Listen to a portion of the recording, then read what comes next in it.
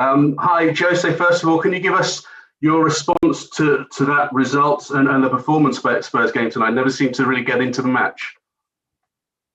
I disagree. First half, totally agree. We didn't start well, and after conceding the goal, nothing improved in the first half. In the second half, I have to disagree. Of course, they had the biggest chance in that situation that Toby saved in the goal line. But what they had was consequence of our dominancy and consequence of pure counter-attack. But the spirit in the second half improved a lot from the first half.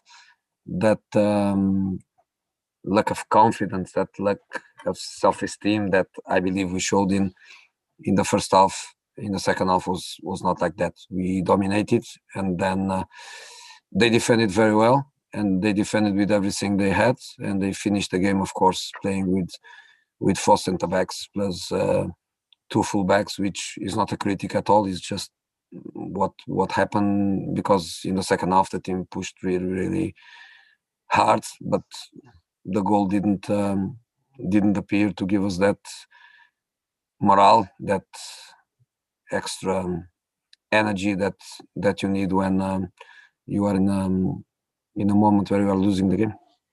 You gave a start to Gareth Bale. He hasn't started many. He didn't make much of an impact on the game. Is that down to rustiness, or some other reason why he didn't really seem to get involved in the game so much? I leave for you to analyze players individually. I'm not going to do that. We tried in the first half. We tried to give the team similar dynamic as that we have when Harry is playing. We felt that to connect with Son the way we work all the time. In the absence of Harry, we try to give that with Gareth coming to the inside with his left foot vision. We try to give that with Bergwijn too, but the team was not good in the first half. In the second half, we improved very much. Okay, I'm going to move it on to Ian Abrahams now, please. Moose, can you hear us? Thank you. I can. Sorry. Yeah. Hi, Jose. You say they're the team in the first half, that confidence and self-esteem.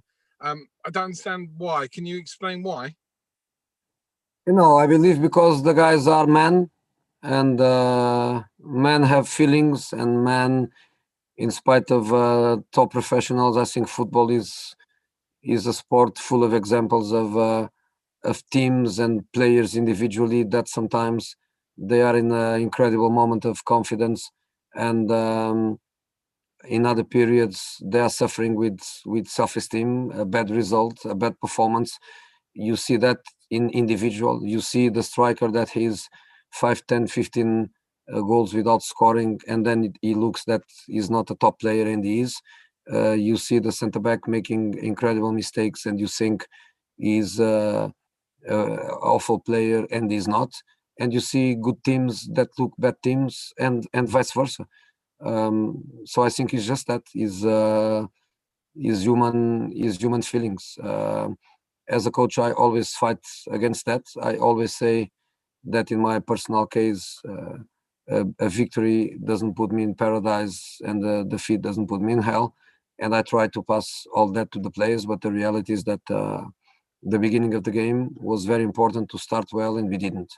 So when these feelings were there, and we concede a goal immediately in the beginning, and before that they almost scored hitting the post, I think the team was immediately struggling. But the good thing is that in the second half, in spite of a defeat, of course, I saw a different team with a different spirit, with players ready to leave everything, with players not afraid to take the risks that we took. If you lose 2-0 or 3-0, you lose, but we go with everything we have and we can. And the boys, they did that in the second half. And just one quick on Gareth Bale. And I was there when he arrived, that day he arrived at Spurs. The feel-good factor amongst the fans was incredible, but it hasn't really worked. Can it work, or does this look to you like a deal which maybe is not going to work as much as you wanted to? Yeah, we lost a match, and when we lose a match, we lose a match. We lose altogether. We don't lose because of one player or one bad performance. We lose together. So I don't think it's fair, especially for myself in representation of my team. I don't think it's fair to answer to you to that question, especially now. If that question comes in a great moment for the team, and after a victory, and when Gareth, like the team, plays a good game, it's easier for me to answer to you. I don't want to do that. We lost, and we all lost. Thank you. Sorry, Moose. Thank you. We move on to Ellie Golden. We'll finish with Dan Kilpatrick. Ellie and Dan, one each, please. Ellie. Hello, Jose. Can I just ask you, Serge Aurier wasn't in your squad today. Can I ask whether that was in relation to a possible reaction to substitution the other day? It's a technical decision, and I'm happy with the decision because Musa played very well. It was your decision, though. Okay. Dan Kilpatrick with the last one, please. Thank you. Dan. Hey, Jose. Looking ahead to tomorrow, can I just ask if you're expecting any transfers in or players to leave? I don't expect, no. Of course, today was a day where I'm disconnected from, let's say, my bosses. I'm disconnected from the club contacts. I'm just focused on the game.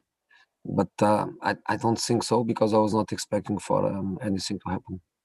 It sounds like Gedson Fernandez might be going to Galatasaray. They've said they're in talks with him. Is that your understanding? No, honestly, no. I don't know.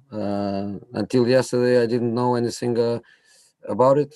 So maybe now I will know, or tomorrow morning when I get to the training ground, I will know. I'm not saying you know.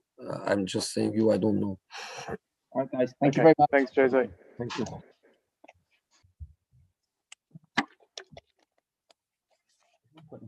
Thank you. I can't control it.